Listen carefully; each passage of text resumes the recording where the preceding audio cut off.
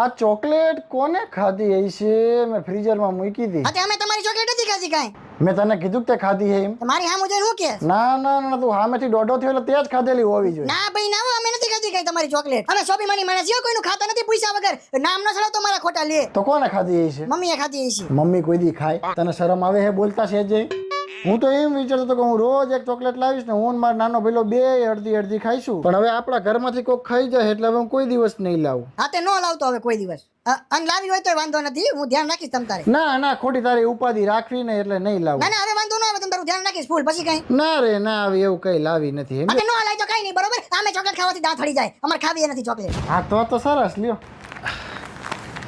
આજ હું એક ચોકલેટ લાવ્યો તો, પણ હવે તારા તો દાંત હળી જાય ચોકલેટ ખાવાથી, એટલે હું એકલો ખાઈ લઉં.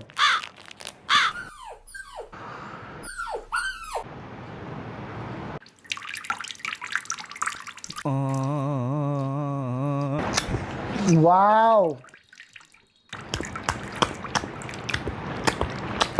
ઈ તબાકડું સલકાણું જો.